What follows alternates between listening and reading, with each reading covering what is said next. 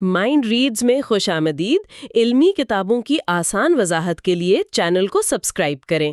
اچھا، تو آج ہم جان گرین کے مشہور ناول the fault in our stars کے ایک بہت ہی خاص لمحے پر بات کرنے جا رہے ہیں۔ یہ وہ منظر ہے جہاں ہماری مرکزی کردار ہیزل گریس ایک کینسر سپورٹ گروپ میں جاتی ہے، اور وہاں اس کی ملاقات آگسٹس واٹرز سے ہوتی ہے۔ جی، اور ہمارے پاس ناول کا اصل متن ہے، تو ہمارا مقصد صرف کہانی سنانا نہیں بلکہ یہ سمجھنا ہے کہ یہ پہلی ملاقات اتنی اہم کیوں ہے۔ بالکل، دیکھیں، یہ صرف ایک ملنے کا سین نہیں ہے، یہ دو مختلف فلسفوں کا، دو دنیاؤں کا ٹکراؤ ہے۔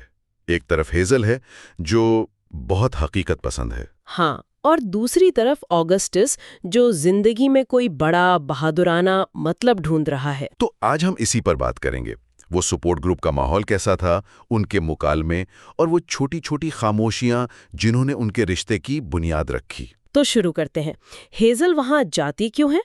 صرف اس لیے کہ اس کی والدہ کو لگتا ہے کہ وہ ڈپریشن کا شکار ہے۔ لیکن ہیزل اس بات کو بالکل نہیں مانتی۔ نہیں مانتی۔ وہ کہتی ہے ڈپریشن کینسر کا سائیڈ ایفیکٹ نہیں ہے، ڈپریشن مرنے کا سائیڈ ایفیکٹ ہے۔ مطلب یہ ایک لائن ہی بہت کچھ کہہ جاتی ہے نا؟ یہ اس کے کردار کا مرکز ہے۔ وہ کہہ رہی ہے کہ میرے وجودی خوف کو ایک بیماری کا نام مت دو۔ میں ایک ایسی حقیقت کا سامنا کر رہی ہوں جس کا سامنا سب کو کرنا ہے، بس مجھے تھوڑا جلدی کرنا پڑ رہا ہے۔ بالکل، تو اس سے اس کی ذہانت و خودآگاہی کا اندازہ ہوتا ہے۔ جی، اور اسی سوچ کے ساتھ اسے ہر ہفتے ایک جگہ جانا پڑتا ہے جسے گروپ لیڈر پیٹرک یشو کا حقیقی دل کہتا ہے۔ اور یہ جگہ ایک چرچ کا تہخانہ ہے۔ ذرائع میں اس کی جو تصویر کشی ہے وہ کافی بے کیف سی ہے۔ اور یہ جان بوجھ کر ہے، مطلب ایک اداس تہخانہ اور اتنا عظیم نام، یہ ستم ظریفی ہے۔ وہاں بسکٹ اور لیمونیڈ ملتا ہے، اور پیٹرک ہے جو اپنے کینسر سے بچنے کی کہانی ہزاروں بار سنا چکا ہے۔ تو ہر چیز بہت مصنوعی، بہت معمول کے مطابق لگتی ہے۔ جی، ہیزل کے لیے یہ ایک ایسی جگہ ہے جہاں دکھ بھی ایک روٹین بن گیا ہے۔ اور اس روٹین میں ایک عجیب سی مسابقت بھی ہے۔ وہ بتاتی ہے کہ جب پتہ چلتا ہے کہ بچنے کا امکان 20% ہے تو آپ کمرے میں باقی 4 لوگوں کو دیکھ کر سوچتے ہیں کہ آپ کو ان سے زیادہ جینا ہے۔ یہ کتنی صفاقانہ لیکن ایماندارانہ سوچ ہے۔ یہ گروپ بظاہر تو ہمدردی کے لیے ہے، لیکن اس کے نیچے بقا کی ایک خاموش جنگ چل رہی ہے۔ تو اسی ماحول میں ایک دن ہیزل داخل ہوتی ہے، اپنا آکسیجن ٹینک کھینچتے ہوئے، اور اس کی نظر ایک نئے لڑکے پر پڑتی ہے۔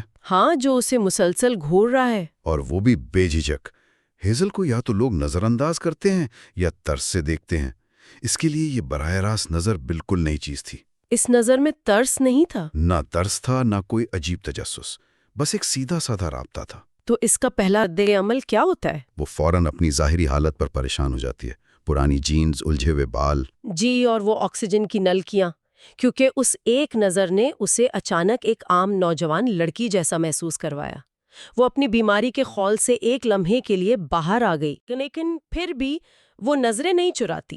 نہیں، وہ اسے ایک مقابلے میں بدل دیتی ہے۔ یہ گھورنے کا مقابلہ، یہ چھوٹی سی بات لگتی ہے، لیکن شاید یہ ان کے پورے رشتے کا خلاصہ ہے۔ بالکل، یہ ان کے درمیان طاقت کا پہلا کھیل ہے۔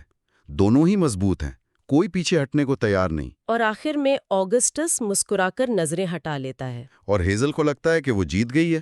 یہ ایک چھوٹی سی فتح ہے، لیکن یہ اس بات کا اشارہ ہے کہ یہ کوئی رحم پر مبنی تعلق نہیں ہوگا، یہ برابر کا رشتہ ہوگا۔ اچھا، پھر وہ بھروسے کا دائرہ شروع ہوتا ہے۔ پہلے آئزیک کا تعارف ہوتا ہے، اور پھر باری آتی ہے آگسٹس واٹرز کی۔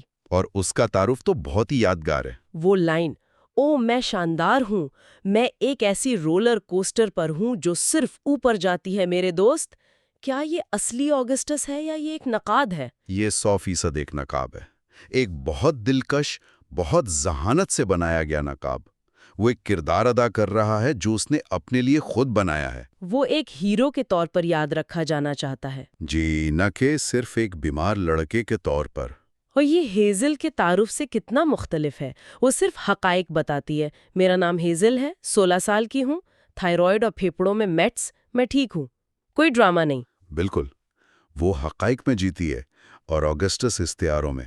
وہ اپنی حقیقت کو قبول کر چکی ہے، جبکہ آگسٹس اپنی حقیقت سے بڑی ایک کہانی بنانا چاہتا ہے۔ اور یہی فرق ان کے تعلق کو دلچسپ بناتا ہے۔ جی، تو گفتگو آگے بڑھتی ہے، اور پیٹرک آگسٹس سے اس کے خوف کے بارے میں پوچھتا ہے۔ یہاں پر وہ نقاب تھوڑا سا سرکتا ہے۔ جی، اور وہ کہتا ہے مجھے گمنامی سے ڈر لگتا ہے، اوبلیوین سے۔ یہ بہت گہری بات ہے۔ اس کا خوف مرنے سے نہیں، بھلا دیے جانے سے ہے۔ بالکل، کہ اس کی زندگی کا کوئی بڑا مقصد نہیں ہوگا، کوئی مطلب نہیں ہوگا۔ اس کا سارا انداز اسی خوف کے خلاف ایک جنگ ہے۔ اور اسی وقت اس کا دوست آئزیک کہتا ہے ٹو سون۔ ہاں، وہ تلخ مزاح۔ یہ ہمیں یاد دلاتا ہے کہ ان تمام فلسفیانہ باتوں کے باوجود وہ ابھی صرف نوجوان ہیں۔ لیکن اصل موڑ تب آتا ہے جب ہیزل، جو عام طور پہ خاموش رہتی ہے، بولنے کا فیصلہ کرتی ہے۔ اور وہ سیدھا آگسٹس کے سب سے بڑے خوف کو چیلنج کرتی ہے۔ وہ کہتی ہے کہ گمنامی کا خوف بے معنی ہے۔ اس کی دلیل کیا تھی؟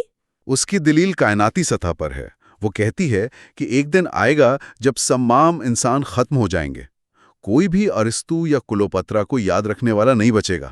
تو ایک عام انسان کو کون یاد رکھے گا؟ جی، وہ کہتی ہے کہ اگر کائنات کا مقدر ہی گمنامی ہے تو ایک فرد کی گمنامی پر پریشان ہونے کا کیا فائدہ؟ یہ ایسی تقریر تھی جس کی اس سپورٹ گروپ میں کسی کو توقع نہیں تھی۔ بالکل، یہ کوئی تسلی نہیں تھی، کوئی امید نہیں تھی۔ یہ صرف ایک سرد سائنسی حقیقت تھی، اور اسی چیز نے آگسٹس کو متاثر کیا۔ اسے جھوٹی تسلیاں نہیں چاہیے تھیں۔ اسے کوئی ایسا شخص چاہیے تھا جو اس کے خوف کو سمجھے اور اسے ایک فکری سطح پر چیلنج کرے۔ ہیزل نے بالکل یہی کیا۔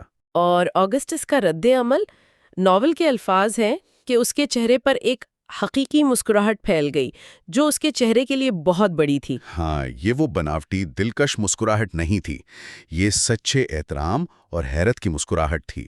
وہ اس کی ذہانت پر دنگ رہ گیا تھا۔ جی، اسے کوئی ایسی لڑکی ملی تھی جو اس کے ذہنی کوچ کو توڑ سکتی تھی۔ اور اس کے الفاظ، خدا کی قسم تم تو کوئی اور ہی چیز ہو، یہی وہ لمحہ ہے نا جہاں ان کا حقیقی تعلق شروع ہوتا ہے۔ یہی ہے، یہ صرف جسمانی کشش نہیں، یہ ایک ذہنی ملاپ ہے، ایک رومانوی آئیڈیلسٹ جسے بھلا دیے جانے کا خوف ہے، اور ایک حقیقت پسند جو اس حقیقت کو پہلے ہی تسلیم کر چکی ہے۔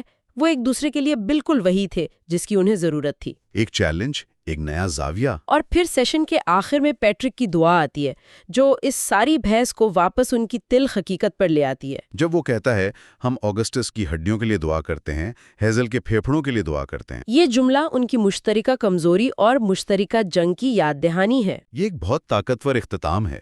یہ ہمیں یاد دلاتا ہے کہ ان تمام بڑی باتوں اور فلسفے کے پیچھے دو نوجوان ہیں جو اپنے جسموں کے اندر ایک حقیقی جنگ لڑ رہے ہیں۔ تو اس ایک ملاقات میں ہم نے صرف دو کرداروں کو ملتے نہیں دیکھا، بلکہ ان کی پوری دنیا، ان کے خوف، ان کی طاقتوں، سب کو سمجھ لیا ہے۔ اگلے حصے میں ہم ہیزل اور آگسٹس کے تعلق کی ترقی اور ان کی گفتگو کے موضوعات دیکھیں گے۔ تو ہم بات کر رہے تھے دی فالٹ ان آور اسٹارز کی، اور اس کہانی کی شروعات بہت دلچسپ انداز میں ہوتی ہے۔ یہ کینسر کی کہانی ہے، لیکن شروع بیماری سے نہیں ہوتی۔ جی بالکل، شروعات ہوتی ہے ڈپریشن کی تشخیص سے۔ ہاں، ہم سیدھا ہیزل گریس لینکاسٹر کی ماں کی پریشانی میں پہنچ جاتے ہیں۔ انہیں لگتا ہے کہ ان کی 17 سالہ بیٹی جو ہے وہ ڈپریشن کا شکار ہے۔ یہ ایک بہت ہی سوچا سمجھا انتخاب لگتا ہے مصنف کا۔ یہ ایک بہترین نکتہ ہے کیونکہ یہ ہمیں فوراً بتا دیتا ہے کہ یہ کتاب صرف جسمانی بیماری کے بارے میں نہیں ہے، بلکہ اس کے ذہنی اور جذباتی اثرات پر زیادہ فوکس ہے۔ اور دیکھیں، ہیزل کی ماں کی جو تشویش ہے وہ بالکل جائز ہے۔ ظاہر ہے کوئی بھی ماں ہوگی۔ جی، وہ دیکھتی ہیں کہ ان کی بیٹی گھر سے باہر نہیں نکل رہی، زیادہ تر وقت بستر پر ہے، ایک ہی کتاب بار بار پڑھ رہی ہے اور اپنا فارغ وقت موت کے بارے میں سوچنے میں گزار رہی ہے۔ یہ تو کسی بھی والدین کے لیے بہت بڑی خطرے کی گھنٹی ہے، اور یہ وہ علامات ہیں جنہیں کوئی بھی ڈاکٹر کلینکل ڈپریشن سے ہی جوڑے گا۔ بالکل، لیکن یہاں پر جو چیز کہانی کو گہرائی دیتی ہے وہ ہیزل کا اپنا نقطہ نظر ہے۔ وہ اس تشخیص کو مانتی ہی نہیں ہے، وہ اسے مسترد کر دیتی ہے۔ جی، اور اس کا جو رد عمل ہے وہیں سے اس کے کردار کی بنیاد پڑتی ہے۔ وہ کہتی ہے کہ یہ ڈپریشن کینسر کا سائیڈ ایفیکٹ نہیں ہے۔ اچھا؟ وہ کہتی ہے کہ یہ مرنے کا سائیڈ ایفیکٹ ہے۔ کتاب میں اس کا ایک بہت مشہور جملہ ہے، کینسر بھی مرنے کا ایک ضمنی اثر ہے، تقریباً ہر چیز ہی در حقیقت۔ یہ ایک 17 سالہ لڑکی کی طرف سے بہت ہی چونکا دینے والی ایک طرح سے فلسفیانہ سوچ ہے۔ بالکل، وہ اپنی حالت کو ایک میڈیکل مسئلے کے طور پر نہیں دیکھ رہی، وہ اسے ایک وجودی حقیقت کے طور پر دیکھ رہی ہے۔ یعنی وہ اپنی اداسی کو بیماری نہیں سمجھتی بلکہ اپنی حقیقت کا ایک منطقی نتیجہ سمجھتی ہے۔ اور پھر جب اس کے ڈاکٹر جم بھی اس کی ماں سے اتفاق کرتے ہیں، ریزا کے طور پر دیکھ رہی ہے جسے ٹھیک کرنے کی ضرورت ہے، اور وہ خود کو ایک حقیقت پسند سمجھ رہی ہے جو بس ناگزیر کو قبول کر رہی ہے۔ یہی تو اس کردار کی خوبصورتی ہے۔ تو آئیے اس حقیقت کو ذرا گہرائی سے دیکھتے ہیں جس نے ہیزل کو اس طرح سوچنے پر مجبور کیا ہے۔ اس کی میڈیکل ہسٹری ہے کیا؟ ہاں، یہ اہم ہے۔ ہمیں بتایا جاتا ہے کہ وہ 16 سال کی ہے اور اس کی جو اصل تشخیص تھی وہ تھی تھائرائیڈ کینسر سٹیج 4۔ سٹیج 4 یعنی وہ پھیل چکا تھا؟ جی ہاں، اور وہ اس کے پھیپھڑوں تک پھیل چکا تھا۔ یہاں مصنف کی زبان بہت کمال کی ہے، وہ خشک میڈیکل زبان استعمال نہیں کرتا۔ ہیزل خود بتاتی ہے کہ اس کے پھیپھڑوں میں ایک متاثر کن اور پرانی کالونی بن چکی ہے۔ متاثر کن اور پرانی کالونی، یہ ایک استعارہ ہے۔ جی، ان الفاظ پر غور کریں۔ یہ صرف ایک میڈیکل تفصیل نہیں ہے، بیماری کو ایک ایسی قابض قوت کے طور پر دکھایا جا رہا ہے جس نے اس کے جسم میں اپنی ایک الگ دنیا بسا لی ہے۔ تو یہ تو ہوئی تشخیص، لیکن ایک 16 سالہ لڑکی کے لیے روزمرہ کی زندگی میں اس کا مطلب کیا ہے؟ مطلب وہ جیتی کیسے ہے اس کے ساتھ؟ اس کی سب سے بڑی اور سب سے واضح حقیقت تو وہ آکسیجن ٹینک ہے جو ہر وقت اس کے ساتھ رہتا ہے۔ اچھا، یہ صرف ایک میڈیکل ڈیوائس نہیں، یہ اس کی بیماری کی عوامی علامت ہے، ایک ایسی چیز جو اسے ہر لمحہ یاد دلاتی ہے کہ وہ مختلف ہے۔ وہ اسے ایک چھوٹی سی ٹرالی پر کھینچتی ہے۔ اور وہ ایک شفاف نالی کنولا جو ہر وقت اس کی ناک میں لگی رہتی ہے۔ جی، اور وہ خود اس کی وجہ بڑے سادہ لفظوں میں بتاتی ہے کہ میرے پھیپھڑوں والا کام کرنے میں ناکام تھے۔ اور یہ چیز اسے شاید لوگوں سے الگ تھلگ بھی تو کرتی ہوگی۔ یہ مسلسل یاد دہانی ہے، نہ صرف اس کے لیے بلکہ ہر اس شخص کے لیے جو اسے دیکھتا ہے کہ وہ نارمل نہیں ہے۔ بالکل، اور یہ اس کے خود کو دیکھنے کے انداز پر بھی گہرا اثر ڈالتی ہے۔ وہ اپنی ظاہری شکل کو بہت بے رحمی سے بیان کرتی ہے۔ کیسے؟ وہ کہتی ہے کہ علاج کے ضمنی اثرات کی وجہ سے اس کے گال پھولے ہوئے ہیں، جسے وہ چپ منک چیکس کہتی ہے۔ جیسے کسی گلہری کے گال ہوں؟ جی، اور اسے لگتا ہے کہ اس کا سر ایک غبارے جیسا ہے جو ایک عام لڑکی کے جسم پر لگا ہوا ہے۔ یہ صرف جسمانی تفصیل نہیں، یہ اپنی ذات سے بیگانگی کا احساس ہے۔ وہ اپنے ہی جسم میں خود کو اجنبی محسوس کر رہی ہے۔ اور یہ حالت تو اچانک نہیں بنی ہوگی۔ کہانی ہمیں بتاتی ہے کہ اسے 3 سال پہلے یعنی 13 سال کی عمر میں اسکول سے اٹھا لیا گیا تھا۔ جی، اس کی زندگی کا ایک بہت بڑا حصہ تو اس بیماری کی نظر ہو چکا ہے، اور 14 سال کی عمر میں اس کی حالت بہت زیادہ بگڑ گئی تھی۔ اس کے پھیپھڑوں میں پانی بھرنا شروع ہو گیا تھا، ایک ایسی کیفیت جسے وہ ڈوبنے کا عمل کہتی ہے، جو کئی مہینوں تک جاری رہا۔ اس کے ہاتھ پاؤں سوج گئے، جلد پھٹ گئی اور ہونٹ نیلے رہنے لگے۔ یہ تو ناقابل تصور اذیت ہے۔ اور پھر وہ ICU والا واقعہ آتا ہے۔ وہ کہانی کا ایک بہت ہی اہم اور دل دہلا دینے والا حصہ ہے۔ جی، اسے نیمونیا کی وجہ سے وہاں داخل کیا گیا تھا، اور وہ اس لمحے کو یاد کرتی ہے جب اس کی ماں نے اس کے بستر کے پاس گھٹنے ٹیک کر پوچھا، کیا تم تیار ہو؟ ایک ماں کے لیے اپنی بیٹی سے یہ پوچھنا کیسا ہوگا، اور ایک بیٹی کے لیے اس کا جواب ہاں میں دینا۔ یہ ایک ایسا لمحہ ہے جو ان کے رشتے کی گہرائی کو ظاہر کرتا ہے۔ ہیزل کا ہاں کہنا بہادری نہیں تھی، یہ تھکاوٹ تھی۔ تھکاوٹ؟ جی، وہ بتاتی ہے کہ اس وقت وہ بس یہ چاہتی تھی کہ وہ ہوش میں نہ رہے۔ وہ تکلیف کے خاتمے کے لیے تیار تھی۔ یہ موت کی خواہش نہیں تھی بلکہ درد سے نجات کی خواہش تھی۔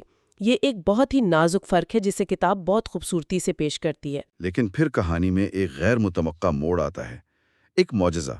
اسے معجزہ کہا جا سکتا ہے، لیکن یہ ایک بہت پیچیدہ معجزہ ہے۔ اس کی کینسر ڈاکٹر ماریا اس کے پھیپھڑوں سے 1 لیٹر سے زیادہ پانی نکالنے میں کامیاب ہو جاتی ہیں۔ اچھا۔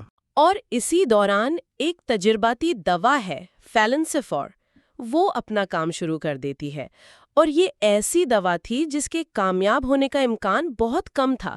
یہ 70% مریضوں پر کام نہیں کرتی تھی۔ لیکن ہیزل ان خوش قسمت 30% میں تھی۔ اس کے ٹیومر سکڑنا شروع ہو گئے تو اسے ایک نئی زندگی مل گئی۔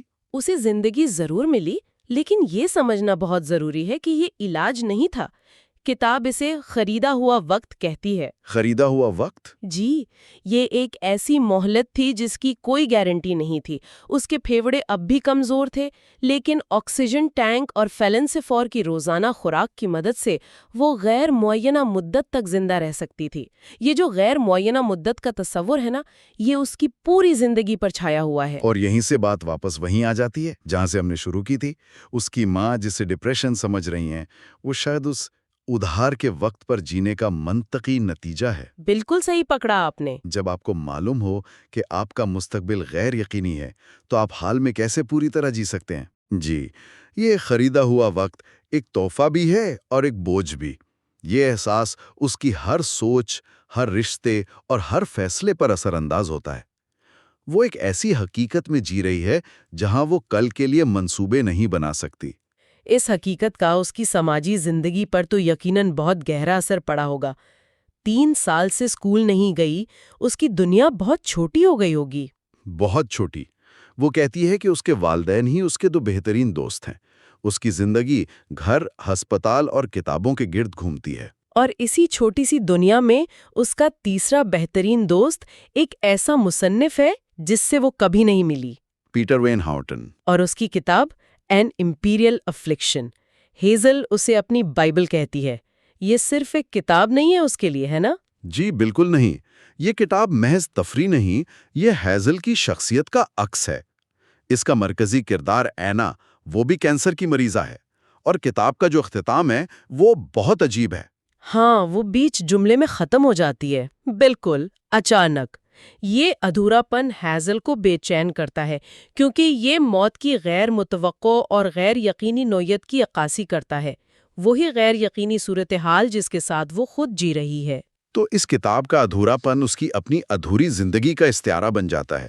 وہ صرف ایک کہانی نہیں پڑھ رہی، وہ اپنی حقیقت کو سمجھنے کی کوشش کر رہی ہے۔ جی، وہ یہ جاننا چاہتی ہے کہ اینا کی کہانی کے دوسرے کرداروں کا کیا بنا، کیونکہ دراصل وہ یہ جاننا چاہتی ہے کہ اس کے جانے کے بعد اس کے اپنے والدین کا کیا بنے گا۔ یہ کتاب اس کے لیے اپنی ذات کو کھوجنے کا ایک ذریعہ ہے۔ اور وین ہاٹن اس کے لیے واحد شخص ہے جو یہ سمجھتا ہے کہ مرنے کے قریب ہونا کیسا ہوتا ہے، حالانکہ وہ خود مرا نہیں۔ صحیح۔ اور اسی لیے ہیزل خود کو ایک شرمیلی شخصیت سمجھتی ہے۔ اس کی زندگی کا زیادہ تر حصہ بڑوں، ڈاکٹروں اور کتابی کرداروں کے ساتھ گزرا ہے، اپنے ہم عمر لوگوں کے ساتھ نہیں۔ تو آج ہم نے ہیزل گریس لینکاسٹر کی دنیا کی پہلی جھلک دیکھی، ایک ایسی 16 سالہ لڑکی جو ایک ناقابل یقین حد تک مشکل حقیقت کے ساتھ جی رہی ہے۔ ہم نے نہ صرف اس کی جسمانی مشکلات کو سمجھا، بلکہ اس کی ذہنی گہرائی کو بھی دیکھا۔ جی، اور اس کی زندگی کا مرکزی نقطہ یہی خریدا ہوا وقت ہے۔ یہ ایک ایسی حقیقت ہے جو اسے بے وقت امید بھی دیتی ہے اور اسے زنجیروں میں جکڑتی بھی ہے۔ وہ ایک ایسی جگہ پر کھڑی ہے جہاں زندگی بھی ہے اور موت کا سایہ بھی۔ اور یہی کشمکش اس کے کردار کو بے حد پیچیدہ، حقیقی اور دلچسپ بناتی ہے۔ تو ایک ایسی لڑکی جو کتابوں میں اپنی حقیقت ڈھونڈتی ہے، جو موت پر اتنی گہری سوچ رکھتی ہے اور جو سماجی طور پر خود کو الگ تھلگ محسوس کرتی ہے، اسے جب ڈاکٹر کے حکم پر ایک سپورٹ گروپ میں بٹھا دیا جائے، یہ تجربہ اس کے لیے کیسا ہوگا؟ کیا وہ وہاں بھی تنہا محسوس کرے گی یا کچھ غیر متوقع ہوگا؟ اگلے حصے میں ہم اسی سپورٹ گروپ اور وہاں ہونے والی ایک ایسی ملاقات پر بات کریں گے جو ہیزل کی زندگی کو ہمیشہ کے لیے بدل دے گی۔ تو آج ہم جس کتاب میں گہرائی سے اترنے والے ہیں وہ ہے جان گرین کی بہت مشہور کتاب دی فالٹ ان آور اسٹارز۔ جی، یہ بظاہر تو کینسر کے 2 نوجوان مریضوں کی محبت کی کہانی لگتی ہے، لیکن اس کی شہرت کی وجہ صرف یہ نہیں، بالکل نہیں۔ اس کتاب نے دنیا بھر میں لاکھوں لوگوں کو رلایا بھی ہے اور سوچنے پر مجبور بھی کیا ہے۔ تو آج کی اس گفتگو کا مقصد یہی ہے کہ اس کہانی کی سطح کے نیچے کیا چھپا ہے۔ کیا یہ صرف ایک اداس کہانی ہے یا زندگی، موت اور محبت کے بارے میں کوئی گہرا فلسفہ بھی ہے؟ یہ ایک بہت اہم سوال ہے۔ دیکھیے، یہ کتاب 2012 میں شائع ہوئی تھی اور اس کا نام ایستھر آیول نامی ایک نوجوان لڑکی کے نام منسوب کیا گیا جو کینسر کی وجہ سے انتقال کر گئی تھی۔ اچھا۔ جان گرین خود کہتے ہیں کہ کہانی تو فکشن ہے، لیکن اس کے جو جذبات ہیں، جو سوالات ہیں، وہ بالکل حقیقی ہیں، اور اس کتاب کی خوبصورتی یہی ہے کہ یہ بیماری کو رومانٹیسائز نہیں کرتی، صحیح۔ بلکہ اسے زندگی کی ایک تلخ حقیقت کے طور پر دکھاتی ہے اور پھر پوچھتی ہے کہ ایسی حقیقت کے ساتھ جینے کے کیا معنی ہیں۔ بالکل۔ تو آئیے کہانی کی دنیا میں داخل ہوتے ہیں۔ اس کی بنیاد 2 کرداروں پر ہے، ہیزل گریس اور آگسٹس واٹرز، جی، اور ان کی ملاقات ایک کینسر سپورٹ گروپ میں ہوتی ہے۔ اب یہ سن کر شاید لگے کہ یہ ایک بہت ہی ٹپیکل اور افسردہ کہانی کا آغاز ہے، ہاں، لگتا تو ایسا ہی ہے۔ لیکن ایسا ہے نہیں ہے، بالکل۔ کیونکہ یہ کردار بیماری کی روایتی تعریف کو قبول ہی نہیں کرتے۔ کہانی صرف بیماری کے گرد نہیں گھومتی، بلکہ اس کے ذریعے بڑے سوالات اٹھاتی ہے۔ جیسے زندگی کا مقصد کیا ہے؟ کیا ایک چھوٹی سی زندگی بھی بامانی ہو سکتی ہے؟ اور سب سے بڑھ کر فراموشی کا خوف، یعنی a fear of oblivion۔ ہاں، یہ ڈر کہ مرنے کے بعد انسان کا کوئی نام و نشان باقی نہیں رہے گا، یہ اس کہانی کا ایک مرکزی نقطہ ہے۔ اور آگسٹس واٹرز کا یہ فراموشی کا خوف بہت دلچسپ ہے۔ یہ صرف مرنے کا ڈر نہیں لگتا ہے، یہ کچھ اور ہے نا؟ ہاں، یہ بہت گہری بات ہے۔ آگسٹس کے لیے یہ خوف اس خواہش کی عکاسی کرتا ہے کہ زندگی کو بڑے پیمانے پر جیا جائے، ایک نشان چھوڑا جائے، خاص طور پر جب آپ کی جوانی ہی آپ سے چھینی جا رہی ہو۔ بالکل۔ یہ کینسر کے سامنے اس کی ایک طرح سے بغاوت ہے، یہ کہنے کی کوشش کہ میں یہاں تھا اور میری کہانی اہمیت رکھتی ہے۔ وہ ایک عام زندگی جی کر غلامی میں نہیں مرنا چاہتا، وہ ایک ہیرو بننا چاہتا ہے، لیکن اس کی بیماری اسے یہ موقع نہیں دیتی۔ اچھا، تو اس کہانی کو سمجھنے کے لیے ہمیں اس کی آواز کو سمجھنا ہوگا، اور وہ آواز ہیزل گریس کی ہے۔ وہ کوئی عام ٹین ایج ہیروئن نہیں ہے، اس کی سوچ اور دنیا کو دیکھنے کا انداز بہت منفرد ہے۔ بالکل، ہیزل 17 سال کی ہے اور کہانی کی راوی بھی وہی ہے۔ وہ اپنی ماں کے الفاظ میں ایک طرح سے ڈپریسڈ ہے، کیونکہ وہ زیادہ تر وقت گھر پر گزارتی ہے، ایک ہی کتاب بار بار پڑھتی ہے اور موت کے بارے میں بہت سوچتی ہے۔ جی، لیکن ہیزل خود اس کی ایک بہترین وضاحت کرتی ہے۔ وہ کہتی ہے ڈپریشن کینسر کا سائیڈ ایفیکٹ نہیں ہے، ڈپریشن مرنے کا سائیڈ ایفیکٹ ہے۔ واہ، یہ ایک جملہ اس کے پورے کردار کو بیان کر دیتا ہے۔ جی، وہ حقیقت پسند ہے، تلخ حد تک حقیقت پسند۔ اور اس کی حقیقت اس کی بیماری ہے، اسے تھائرائیڈ کینسر ہے جو اس کے پھیپھڑوں تک پھیل چکا ہے۔ جی، میٹس ان لنگس۔ اور اسے سانس لینے کے لیے ہر وقت ایک آکسیجن ٹینک ساتھ رکھنا پڑتا ہے۔ وہ ٹیوبز جو اس کی ناک تک جاتی ہیں وہ اس کی پہچان بن چکی ہیں۔ مطلب وہ ٹینک صرف ایک مشین نہیں بلکہ اس کی حالت کی ایک مستقل اور نظر آنے والی یاد دہانی ہے۔ جی، اور وہ اس حقیقت سے بھاگتی نہیں ہے، وہ اپنی بیماری کو اپنی شناخت کا حصہ مانتی ہے۔ اسی لیے جب وہ آگسٹس سے ملتی ہے تو ان کی دنیاؤں کا ٹکراؤ بہت دلچسپ ہو جاتا ہے۔ ہیزل کی حقیقت پسندی کے بالکل برعکس ہمارے پاس ہے آگسٹس واٹرز۔ ہاں، اس کی انٹری کافی ڈرامائی ہے۔ میں ایک ایسی رولر کوسٹر پر ہوں جو صرف اوپر جاتی ہے۔ یہ صرف ایک جملہ نہیں، یہ ایک پورا فلسفہ ہے نا؟ یہ اس کا زندگی سے لڑنے کا طریقہ ہے۔ وہ بھی کینسر سے گزرا ہے، اسے آسٹیوسارکوما یعنی ہڈیوں کا کینسر تھا، اچھا، جس کی وجہ سے اس کی ایک ٹانگ کاٹنی پڑی۔ لیکن اس کے باوجود وہ اپنی شخصیت کو بہت پرکشش، پر اعتماد اور زندگی سے بھرپور دکھاتا ہے۔ اس کی خوبصورت مسکراہٹ، اس کا انداز، سب کچھ ایک کوشش ہے یہ دکھانے کی کہ بیماری اس پر حاوی نہیں ہو سکتی۔ وہ خود کو ایک فاتح کے طور پر دیکھنا چاہتا ہے۔ تو ایک طرف ہیزل ہے جو اپنی محدود زندگی کی حقیقت کو قبول کر چکی ہے، جی، اور دوسری طرف آگسٹس جو اس محدودیت سے آگے نکل کر کچھ بڑا کرنا چاہتا ہے۔ اور ان دونوں کی ملاقات ایک ایسی جگہ ہوتی ہے جو خود اپنے آپ میں ایک طنز ہے۔ ہاں، وہ سپورٹ گروپ، جی، وہ ایک چرچ کے تہہ خانے میں ہوتا ہے جس سے تنزیہ طور پر یسوع کا حقیقی دل یعنی لٹرل ہارٹ آف جیزس کہا جاتا ہے۔ یہ نام ہی اس ماحول کی ستم ظریفی کو ظاہر کرتا ہے۔ بالکل، ایک ایسی جگہ جو زندگی اور امید کی علامت ہونی چاہیے، لیکن ان نوجوانوں کے لیے یہ بیماری اور موت کی یاد دہانی ہے۔ ہر ہفتے وہاں جمع ہو کر اپنی بیماری کی کہانیاں دہرانا یہ ایک تھکا دینے والا عمل ہے جسے ہیزل بالکل پسند نہیں کرتی۔ اور اس گروپ کا لیڈر پیٹرک، وہ بھی ایک دلچسپ کردار ہے۔ جی، وہ خود کینسر سروائیور ہے اور اپنی کہانی کو ایک فتح کے طور پر بار بار سناتا ہے۔ وہ بقا کی ایک بہت ہی روایتی اور پازیٹیو تصویر پیش کرنے کی کوشش کرتا ہے۔ اور یہی وہ تصویر ہے جس سے ہیزل اور بعد میں آگسٹس بھی رد کرتے ہیں۔ صحیح۔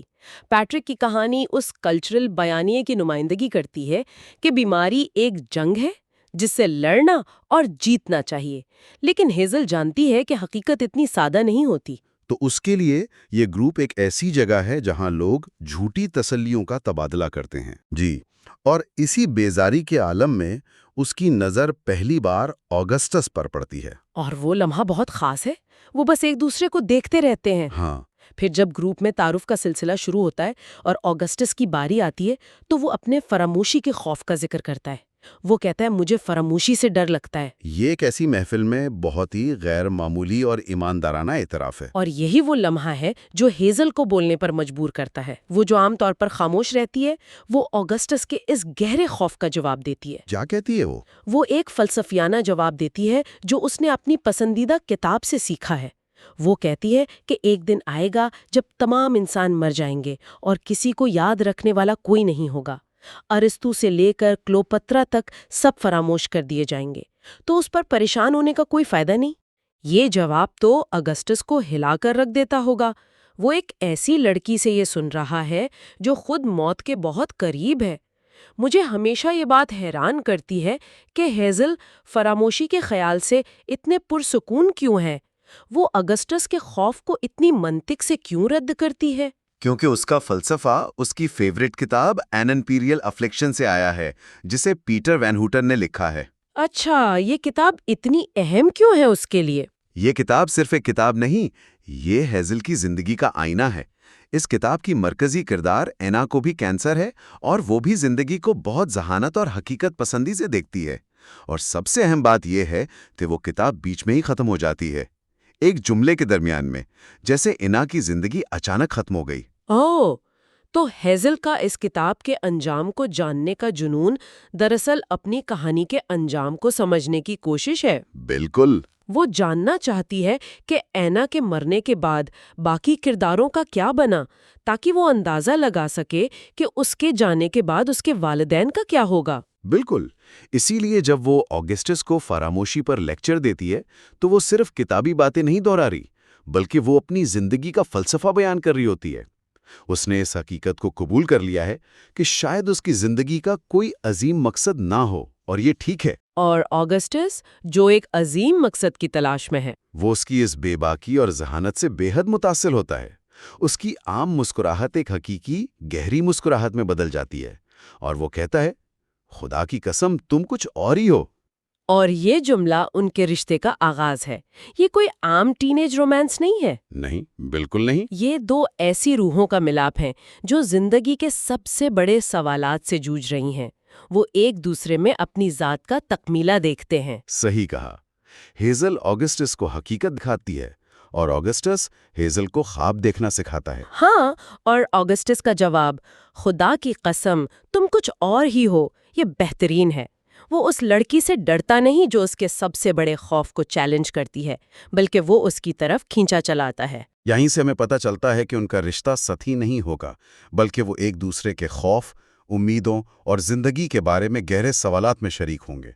ان کی پہلی گفتگو ہی ان کے پورے سفر کا خلاصہ ہے۔ تو آج کی گفتگو کو سمیٹتے ہیں۔ ہم نے دی فالٹ ان آور سٹارز کی دنیا میں قدم رکھا اور دیکھا کہ یہ صرف بیماری کی کہانی نہیں، بلکہ زندگی کو بامانی بنانے کی جدوجہد کی کہانی ہے۔ جی، ہم نے ہیزل کی تلخ حقیقت پسندی اور آگسٹس کی ایک نشان چھوڑ جانے کی خواہش کو سمجھا، اور دیکھا کہ کیسے ان کی پہلی ملاقات ہی ان کے غیر معمولی رشتے کی بنیاد رکھتی ہے۔ اور یہ صرف آغاز ہے۔ یہاں سے ان کا سفر مزید گہرا اور پیچیدہ ہوتا جاتا ہے۔ وہ محبت اور زندگی کو اس کی تمام تر خوبصورتی اور تکلیف کے ساتھ قبول کرنا سیکھیں گے۔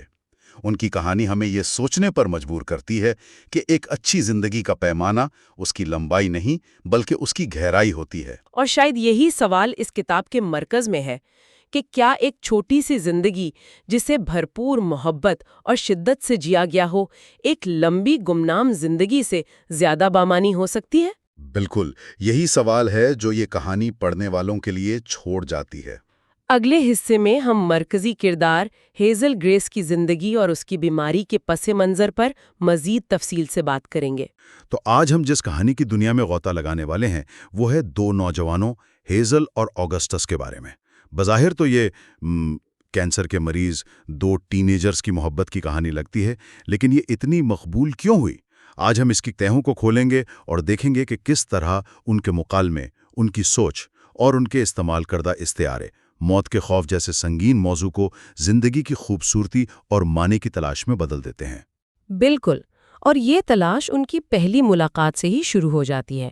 یہ کوئی عام رومانوی باش لانگش نہیں ہے، مطلب کوئی پارک اور کیفے نہیں، یہ کینسر سپورٹ گروپ کے کہنا چاہیے کہ اداس ماحول میں ہوتی ہے، جہاں ہر کوئی لفظی طور پر یسوع کے دل میں بیٹھا ہوتا ہے۔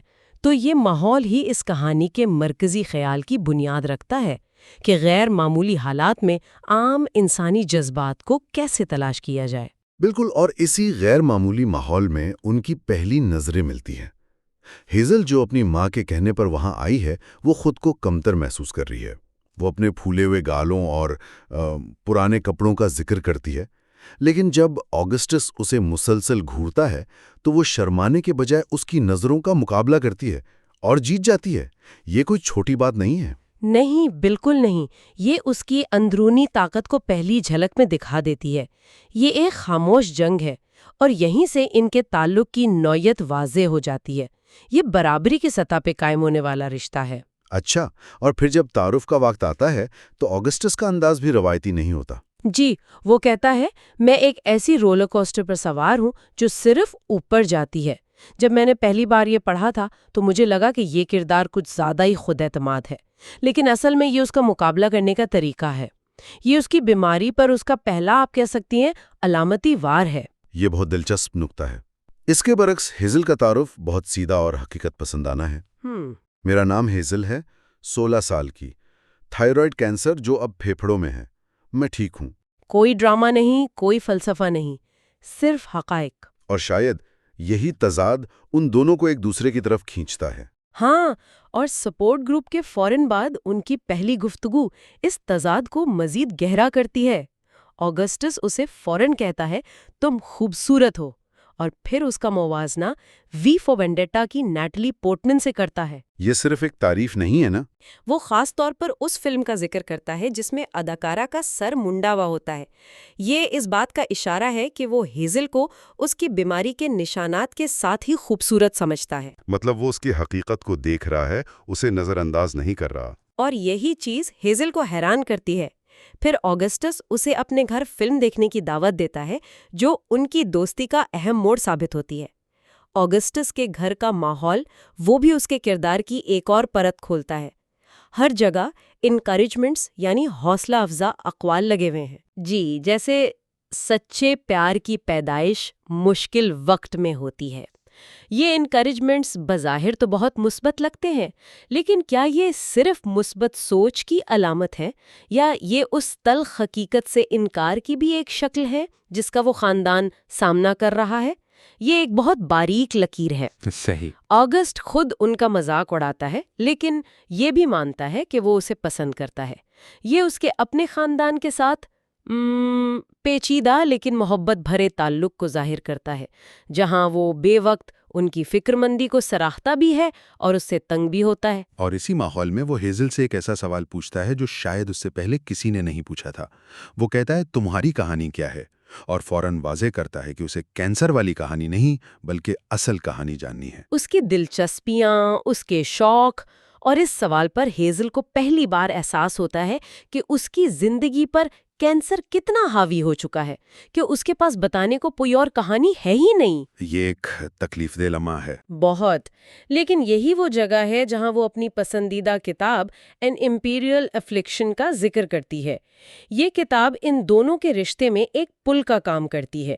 یہ کینسر میں مبتلا ایک لڑکی اینا کی کہانی ہے جو اچانک بیچ جملے میں ختم ہو جاتی ہے۔ اچھا۔ یہ ادھورا پن ہیزل کے اپنی زندگی اور مستقبل کے بارے میں خوف کی بہترین عکاسی کرتا ہے۔ وہ جاننا چاہتی ہے کہ اینا کے خاندان کا کیا بنا، کیونکہ دراصل وہ یہ جاننا چاہتی ہے کہ اس کے مرنے کے بعد اس کے اپنے خاندان کا کیا بنے گا۔ یہیں سے ان کی گفتگو سطحی پسندیدگی سے نکل کر گہرے فلسفیانہ موضوعات کی طرف جاتی ہے، اور اس کی بنیاد بھی ہمیں سپورٹ گروپ میں ہی نظر آ گئی تھی جب آگسٹس نے اپنے سب سے بڑے خوف کا ذکر کیا تھا۔ مجھے ہمیشہ یہ بات عجیب لگی کہ اس کا سب سے بڑا خوف موت نہیں بلکہ اوبلیوین یعنی گمنامی میں مر جانا ہے۔ یہ نوجوانی کی نفسیات کا ایک اہم پہلو ہے۔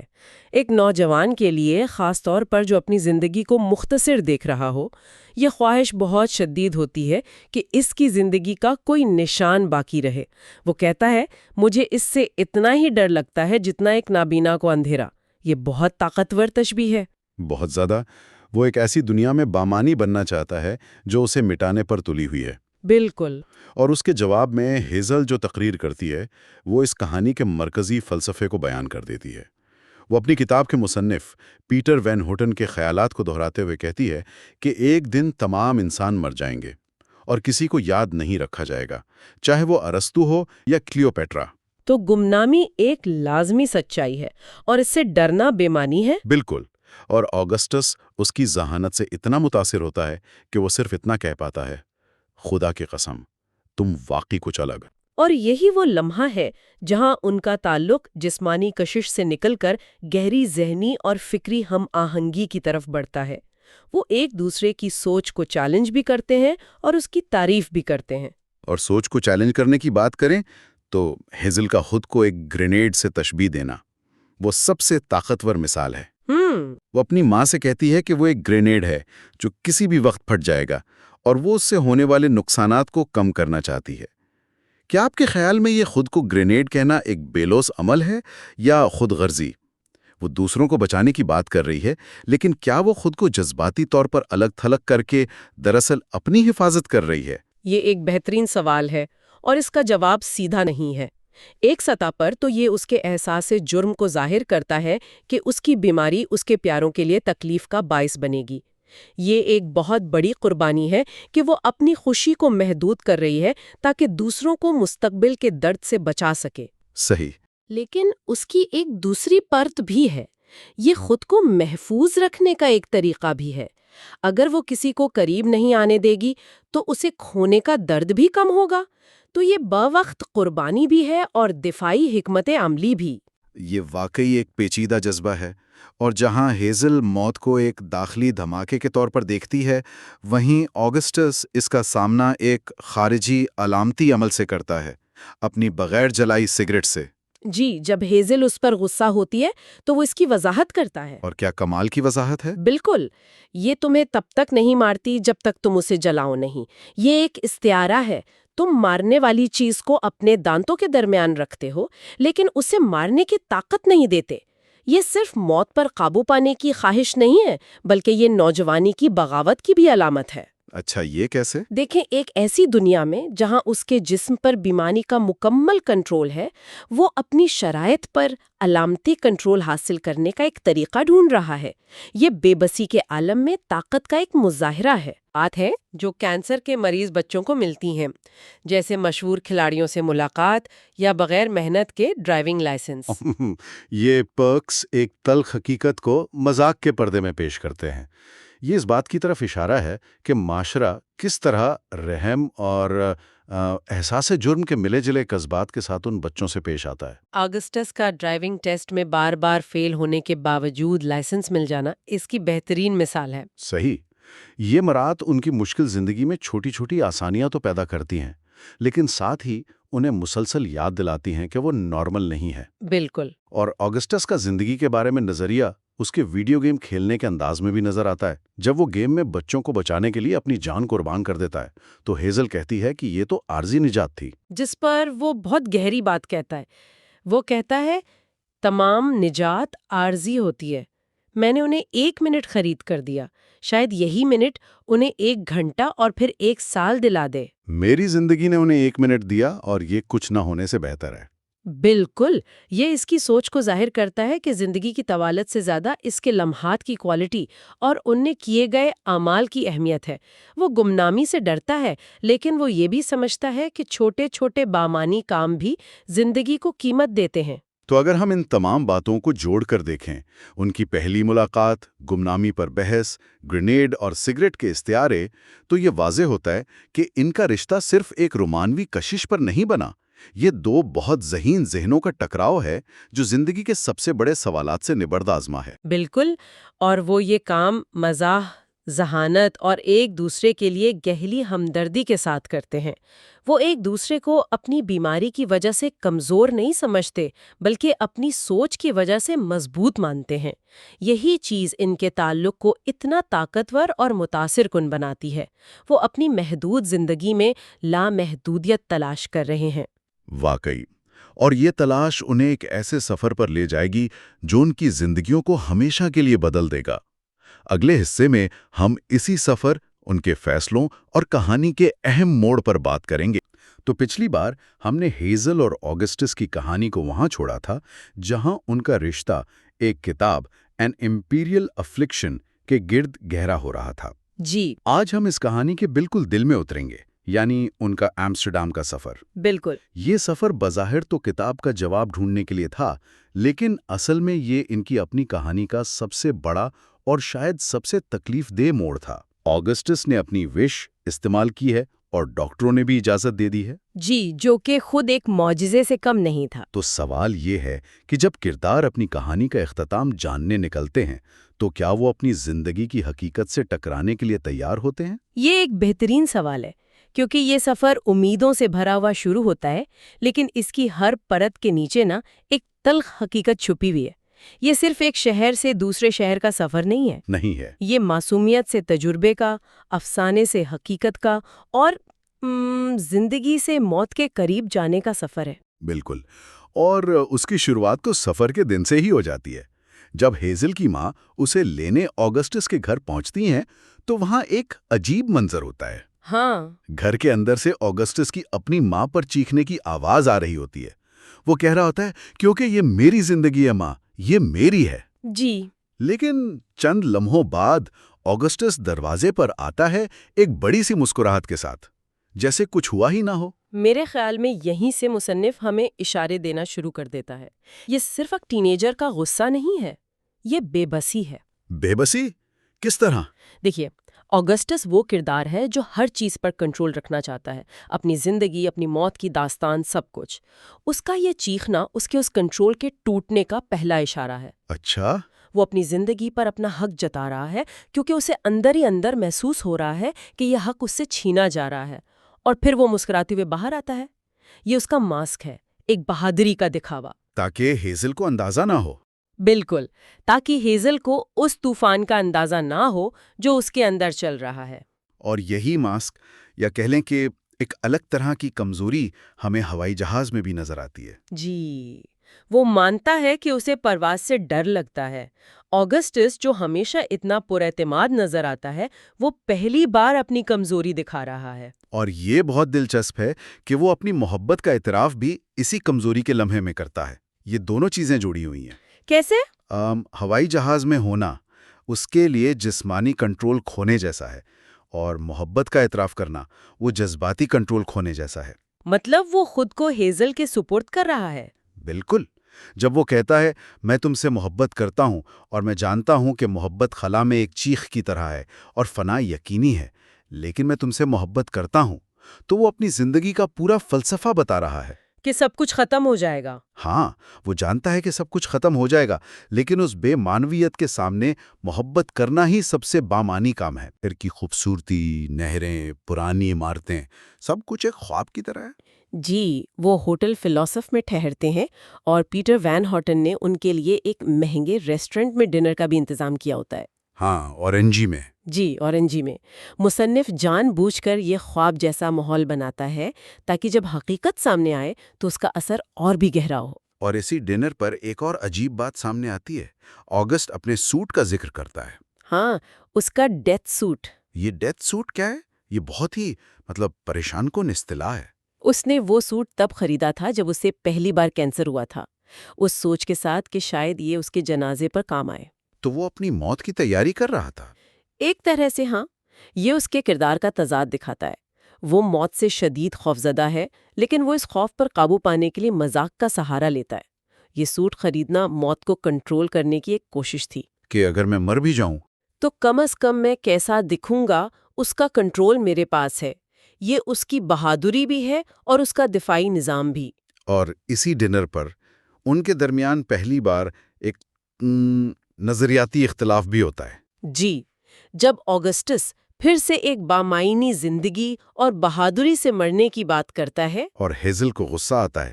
اسے لگتا ہے کہ آگسٹس اس کی جیسی خاموش زندگی کو بے معنی سمجھ رہا ہے. یہ ان کے فلسفوں کا ٹکراؤ ہے. آگسٹس ایک ہیرو بن کر مرنا چاہتا ہے جبکہ ہیزل کے لیے صرف زندہ رہنا اور محبت کرنا ہی کافی ہے. یہ بحث بہت اہم ہے. اس چھوٹی سی تلخی کے بعد جب وہ نہر کے کنارے بیٹھے ہوتے ہیں تو ہیزل اس سے اس کی سابقہ گرل فرینڈ کیرولائن میتھرز کے بارے میں پوچھتی ہے.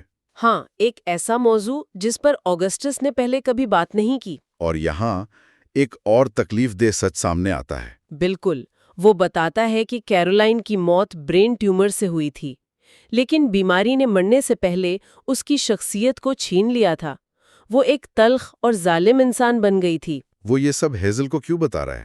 وہ اسے یقین دلا رہا ہے کہ تم ویسی نہیں ہو، اور وہ اپنے اس خوف کا بھی اظہار کر رہا ہے کہ بیماری انسان سے صرف زندگی ہی نہیں، اس کی شخصیت بھی چھین سکتی ہے. اور پھر وہ کہتا ہے تمہارے ہاتھوں میرا دل ٹوٹنا بھی ایک اعزاز ہوگا. جی، یہ صرف ایک رومانوی لائن نہیں ہے، یہ ہیزل کی شخصیت پر مکمل اعتماد کا اظہار ہے کہ اگر تم مجھے تکلیف بھی دو گی تو وہ تکلیف حقیقی ہوگی، بیماری کی وجہ سے پیدا ہونے والی تلخی نہیں. یہ لمحہ ان کے رشتے کو اور مضبوط کرتا ہے.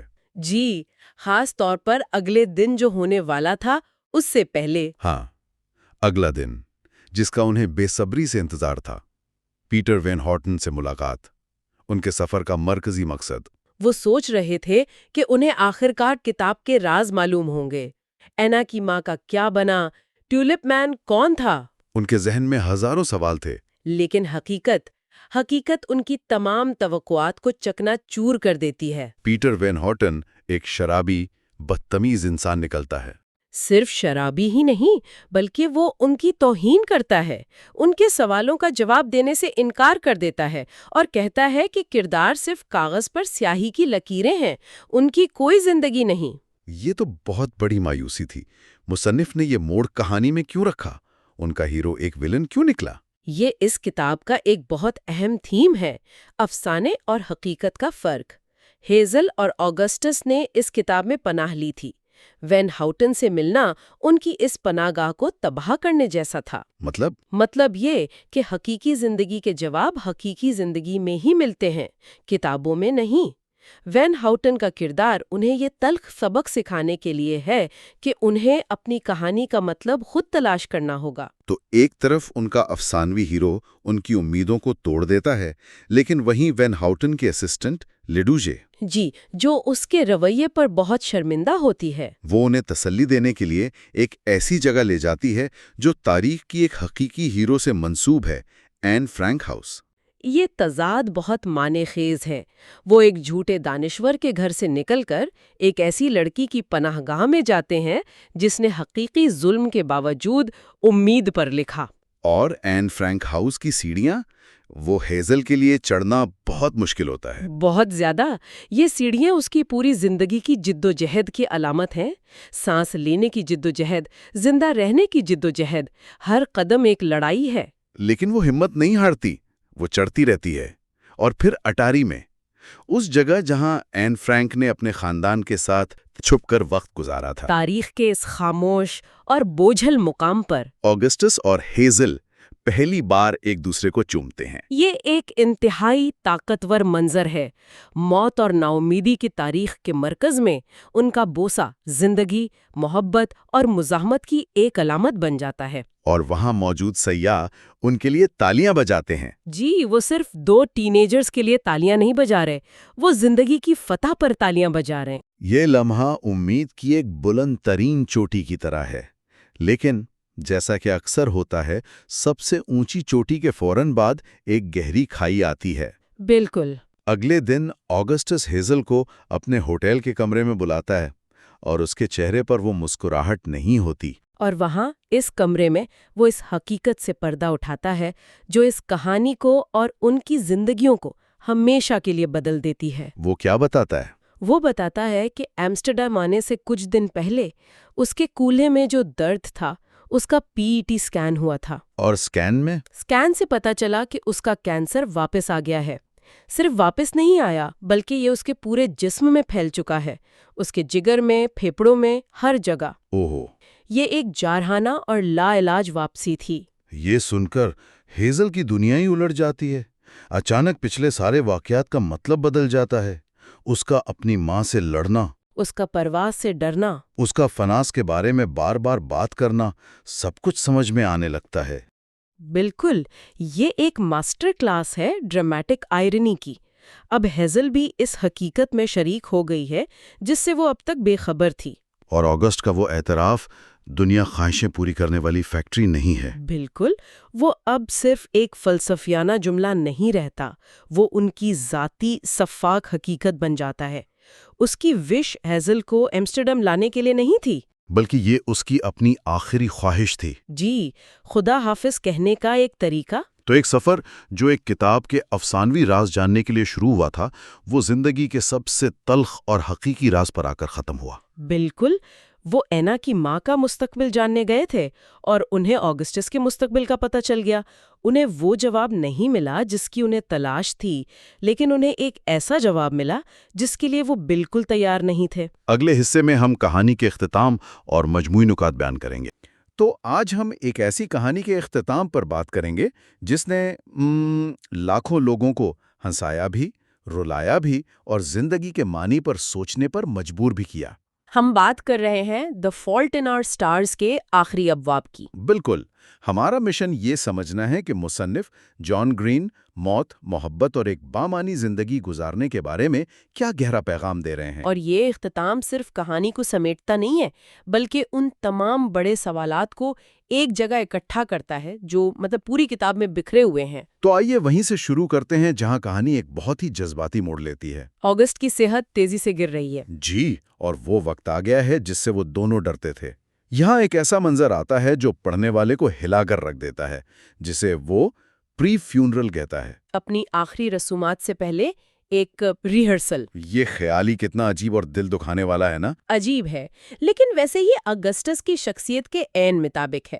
وہ ہمیشہ سے ڈرامائی رہا ہے، ہمیشہ چیزوں کو اپنے قابو میں رکھنا چاہتا تھا۔ صحیح۔ موت ایک ایسی چیز ہے جس پر اس کا کوئی کنٹرول نہیں، لیکن وہ کم از کم یہ تو کنٹرول کرنا چاہتا ہے کہ اسے الوداع کیسے کہا جائے۔ وہ اپنی یولوجیز یعنی اپنی تعریف میں کہے جانے والے الفاظ خود سننا چاہتا ہے۔ بالکل، یہ ایک طرح سے اس کی آخری کوشش ہے کہ وہ اپنی زندگی کی کہانی کا راوی خود بنے۔ اور وہ اس کے لیے ایک خاص جگہ کا انتخاب کرتا ہے، چرچ کا بیسمنٹ، جسے وہ مذاق میں لٹرل ہارٹ آف جیزس کہتے ہیں۔ اور وہاں صرف 3 لوگ ہیں، اگسٹس، ہیزل اور ان کا دوست آئزیک، جو اپنی بینائی کھو چکا ہے۔ یہ منظر بہت خاموش اور ذاتی محسوس ہوتا ہے۔ آئزیک کی تقریر سے شروع کرتے ہیں۔ وہ کیا کہتا ہے؟ آئزیک کی تقریر بہت حقیقی ہے، بہت سچی۔ وہ آگسٹس کی تعریف میں کوئی لگی لپٹی نہیں رکھتی۔ وہ صاف صاف کہتا ہے کہ اگسٹس ایک خود پسند انسان تھا، جی خود پسند اور ڈرامائی، لیکن ساتھ ہی وہ ایک بہترین دوست بھی تھا۔ اس کی سب سے طاقتور لائن یہ ہے، میں ایسی دنیا نہیں دیکھنا چاہتا جس میں وہ نہ ہو۔ اس ایک جملے میں دوستی کا سارا درد اور سچائی سے مٹاتی ہے۔ بالکل، یہ کوئی فلسفہ نہیں، بس ایک دوست کو کھونے کا سیدھا سادھا گہرا غم ہے۔ اور پھر ہیزل کی باری آتی ہے۔ اس کی تقریر تو کتاب کے سب سے مشہور حصوں میں سے ایک بن گئی ہے۔ وہ ریاضی والی بات ہے نا؟ جی، جہاں وہ کہتی ہے کہ کچھ لامحدودیتیں دوسری لامحدودیتوں سے بڑی ہوتی ہیں۔ یہ ایک بہت گہرا خیال ہے۔ یہ واقعی اس کتاب کا دل ہے۔ وہ کہتی ہے کہ اسے آگسٹس کے ساتھ ایک چھوٹی لامحدودیت ملی، یعنی ان کے دن گنتی کے تھے، لیکن ان گنتی کے دنوں میں جو وقت انہوں نے ساتھ گزارا وہ اپنے آپ میں ایک مکمل کائنات تھا۔ صحیح۔ وہ کہتی ہے، تم نے مجھے گنتی کے دنوں میں ہمیشہ کے لیے ایک ابدیت دی اور میں اس کے لیے شکر گزار ہوں۔ یہ صرف ایک رومانوی جملہ نہیں ہے، یہ زندگی کی قدر کو اس کی لمبائی سے نہیں بلکہ اس کی گہرائی سے ناپنے کا ایک نیا پیمانہ ہے۔ آپ نے بالکل صحیح کہا، یہ کتاب کا مرکزی فلسفہ ہے۔ اس پری فیونرل کے ٹھیک 8 دن بعد آگسٹس کا انتقال ہو جاتا ہے۔ اور کتاب میں ہیزل کے غم کو جس طرح بیان کیا گیا ہے وہ بہت بے رحمانہ حد تک حقیقی ہے۔ جی، وہ درد کو 1 سے 10 کے پیمانے پر بیان کرتی ہے اور کہتی ہے کہ یہ اس کا عظیم اور خوفناک 10 ہے۔ یہ وہ لمحہ تھا جس کے لیے وہ اپنا 10 بچا رہی تھی۔ بالکل، اور اس کے بعد جو حقیقی جنازہ ہوتا ہے وہ اس پری فیونرل کے بالکل برعکس ہے۔ وہاں بھیڑ ہے، ایسے لوگ ہیں جو اگسٹس کو ٹھیک سے جانتے بھی نہیں، اور اسے ایک باسکٹ بال ہیرو کے طور پر یاد کر رہے ہیں جو وہ کبھی تھا ہی نہیں۔ یہ منظر دکھاتا ہے کہ عوامی سوگ کتنا کھوکھلا اور غیر ذاتی ہو سکتا ہے۔ اور اسی جنازے میں ایک غیر متوقع کردار کی آمد ہوتی ہے، پیٹر وان ہاؤٹن، ان کی پسندیدہ کتاب کا مصنف۔ اور یہ ملاقات تو کسی ڈراؤنے خواب جیسی لگتی ہے۔ وہ نشے میں ہے، عجیب باتیں کر رہا ہے۔ ہیزل کے لیے یہ ایک اور بڑا دھچکا ہے۔ یہ ایک بہت اہم نکتہ ہے۔ مطلب کتاب بار بار یہ دکھاتی ہے کہ ہمارے ہیروز اور ہماری توقعات اکثر ٹوٹ جاتی ہیں۔ جی، وان ہاٹن جس سے وہ جوابات کی امید کر رہی تھی، خود ایک ٹوٹی ہوئی اور تلخ شخصیت ہے۔ لیکن اسی ٹوٹی ہوئی شخصیت کے ذریعے کہانی اپنے انجام تک پہنچتی ہے۔ صحیح، وہ ہیزل کو بتاتا ہے کہ آگسٹس نے مرنے سے پہلے اسے کچھ صفحات بھیجے تھے۔ اور یہی وہ صفحات ہیں جو کہانی کا اصل اختتام ہے۔ یہ دراصل آگسٹس کی طرف سے ہیزل کے لیے لکھی گئی ایک آخری تحریر ہے، ایک یولوجی جو اس نے ہیزل کے لیے لکھی تھی۔ تو اس سب کا کیا مطلب ہے؟ آئیے کتاب کے کچھ بڑے خیالات کو کھولتے ہیں۔ ایک مرکزی خیال تو یہی چھوٹی لامحدودیت کا ہے۔ جی، یہ چھوٹی لامحدودیت کا تصور بہت دلچسپ ہے۔ اس کا مطلب یہ ہے کہ زندگی کے کچھ مختصر رشتے طویل لیکن خالی رشتوں سے زیادہ معنی خیز ہو سکتے ہیں۔ جیسے ایک لمحے میں پوری زندگی جی لینا۔ بالکل، ہیزل اور آگسٹس کی محبت کی کہانی جسمانی طور پر مختصر تھی، لیکن جذباتی اور روحانی طور پر یہ کسی بھی طویل زندگی سے زیادہ مکمل اور بھرپور تھی۔ اور اسی سے جڑا ہوا آگسٹس کا وہ خوف ہے جو اسے پوری زندگی تنگ کرتا رہا، گمنامی کا خوف، اوبلیوین۔ وہ ہمیشہ دنیا پر کوئی بڑا نشان چھوڑنا چاہتا تھا، ایک ہیرو بننا چاہتا تھا۔ مجھے لگتا ہے یہ صرف اس کا ذاتی خوف نہیں، بلکہ یہ ہماری نسل کی عکاسی کرتا ہے، جہاں سوشل میڈیا پر ہر کوئی اپنی ایک پہچان چھوڑنے کی کوشش میں ہے۔ آپ نے بہت اچھا نقطہ اٹھایا ہے۔ کتاب اس خواہش کو چیلنج کرتی ہے۔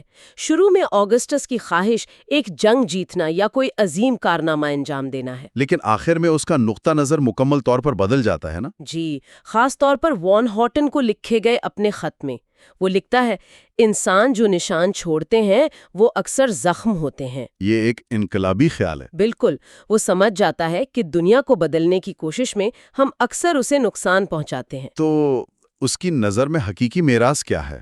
اس کی نظر میں حقیقی میراث وہ چھوٹا ذاتی اثر ہے جو آپ کسی ایک انسان کی زندگی پر ڈالتے ہیں۔ وہ سمجھ جاتا ہے کہ ہیزل سے محبت کرنا کسی بھی جنگ جیتنے سے بڑا کارنامہ ہے۔ کتاب کا ایک اور پہلو جو اسے دوسری کہانیوں سے الگ کرتا ہے، وہ بیماری کی حقیقت کو بے رحمی سے دکھانا ہے۔ بے رحمی سے بھی زیادہ میرے خیال میں یہ اسے غیر شاعرانہ انداز میں دکھاتی ہے۔ مطلب کوئی رومانوی انداز نہیں ہے۔ جی نہیں، عام کہانیوں میں بیماری ایک خوبصورت جدوجہد ہوتی ہے، لیکن یہاں یہ بدصورت، ذلت آمیز اور وقار چھین لینے والی حقیقت ہے۔ اس کی سب سے بڑی مثال وہ گیس اسٹیشن والا منظر ہے۔ اوہ، وہ منظر وہ پڑھنا بہت مشکل ہے۔ بہت مشکل۔ وہ وہاں صرف فگریٹ کا ایک پیکٹ خریدنے گیا تھا کیونکہ وہ اپنی زندگی کا ایک چھوٹا سا کام خود کرنا چاہتا تھا۔ اپنی خود مختاری کا احساس چاہتا تھا۔ جی، لیکن وہاں اس کی جی ٹیوب میں خرابی ہو جاتی ہے اور وہ شدید تکلیف میں ہوتا ہے۔ اسے مدد کے لیے ہیزل کو بلانا پڑتا ہے۔ یہ صرف ایک جسمانی تکلیف نہیں بلکہ وقار کے کھو جانے کی تکلیف ہے۔ بالکل، اور اگسٹس خود بھی اپنی اس جنگ کو ہیرو کی جنگ نہیں سمجھتا۔ وہ ایک جگہ کہتا ہے کہ یہ ایک خانہ جنگی ہے، کیونکہ اس کا کینسر اسی کے جسم کے خلیوں سے بنا ہے۔ صحیح، اس جنگ میں کوئی شان نہیں، کوئی دشمن نہیں، صرف خود کا جسم ہی خود کے خلاف لڑ رہا ہے۔ اور اسی سوچ سے ہیزل کا گرینیڈ والا استعارہ جڑا ہے۔ جی، اسے ڈر ہے کہ وہ اپنے پیاروں کے لیے ایک بم کی طرح ہے جو کسی بھی وقت پھٹ سکتا ہے اور سب کو تکلیف پہنچا سکتا ہے۔ یہ بیمار شخص کے اس شدید احساس جرم کو ظاہر کرتا ہے کہ وہ دوسروں کے لیے بوجھ بن رہا ہے۔ لیکن اگسٹس اس خوف کا جو جواب دیتا ہے وہ اس کتاب کا نچوڑ ہے۔ تم سے دل ٹوٹنا میرے لیے ایک اعزاز کی بات ہوگی۔ It would be a privilege to have my heart broken by you۔ یہ لائن واقعی بہت طاقتور ہے۔ جی، کیونکہ یہ ظاہر کرتی ہے کہ محبت تکلیف کے خطرے کے باوجود قیمتی ہے۔ درد سے بچنے کے لیے محبت سے بچنا जिंदगी से बचने के मुतरादिफ है। तकलीफ मोहब्बत की कीमत है, और ये एक ऐसी कीमत है जिसे वो दोनों अदा करने को तैयार हैं। तो फिर इस सब से हम सीखते क्या हैं? मतलब कहानी के पीछे जो बड़े आइडियाज हैं उन पर थोड़ी बात करते हैं। मेरे ख्याल में सबसे बड़ा पैगाम ये है कि एक नामुकम्मल, मुख्तसर और तकलीफ दे जिंदगी में भी गहरा मतलब और बेपनाह खुशी मिल सकती है। और ये कि जिंदगी का मतलब बड़े कारनामों में नहीं बल्कि मोहब्बत भरे रिश्तों और छोटे कीमती लम्हात में पोशीदा है। जी, और तकलीफ के बारे में भी एक अहम पैगाम है। किताब में एक जगह कहा गया है, तकलीफ के बगैर हम खुशी को नहीं जान सकते। ये ख्याल कि दर्द और खुशी एक ही सिक्के के दो रुख हैं। बिल्कुल। ये किताब तकलीफ को ख़त्म करने या उससे इनकार करने की कोशिश नहीं करती, ये उसे ज़िंदगी की एक नागुज़ीर हकीकत के तौर पर कबूल करती है।